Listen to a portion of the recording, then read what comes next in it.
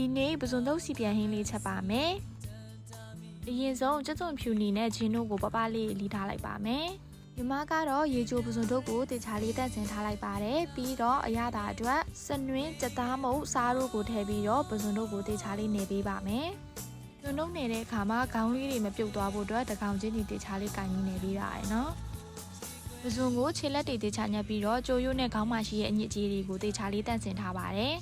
ပဇွန်တုပ်စီပြန်ဟင်းချက်ဖို့အတွက်စီဆူလာပြီဆိုရင်တော့ခုနကကြက်သွန်ဖြူနီချင်းတို့ကိုထည့်ပြီးတော့စီတက်လိုက်ပါမယ်ကြက်သွန်လေးတွေနွမ်းလာပြီဆိုရင်တော့အယောင်တင်မှုတ်ကိုထည့်လိုက်ပါမယ်စီတက်နှံလေးမှုလာပြီဆိုရင်တော့အရသာနေထားတဲ့ပဇွန်တုပ်ကိုထည့်လိုက်ပါမယ်အရသာနေထားတဲ့ပကံမရှိရာလေးတွေကိုရေလေးနည်းနည်းချင်းပြီးထည့်လိုက်ပါတယ်ပဇွန်တုပ်တွေအိုးမကတ်သွားဖို့အတွက်မကြာခဏလေးလှုပ်ပေးပါနော်တစ်ဖက်နည်းနည်းလေးကြက်လောက်ပြီးဆိုတော့မှနောက်တစ်ဖက်ကိုလှန်ပြီးလိုက်ပါမယ်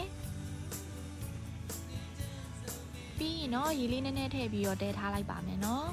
။အိုးကတ်မှာဆိုလို့မကြာခဏလေးလှုပ်ပေးပါနော်။နောက်ပြီးငမြားလေးနည်းနည်းထည့်လိုက်ပါမယ်။တရားစာမြည်ကြည့်ပြီးလိုအပ်ရင်လိုအပ်တဲ့အရာတာကိုထည့်လို့ရပါတယ်။ခဏလောက်တည်ထားပြီးစီပြန်လာပြီဆိုရင်တော့ပဇွန်တုပ်စီပြန်ဟင်းလေးရပါပြီရှင်။ပဇွန်တုပ်စီပြန်ဟင်းကကမွန်းကျင်ရဲ့ဗရက်စာချင်းဟင်းနဲ့တွဲစားရင်လည်းအရန်ကိုလိုက်ဖက်ပါတယ်။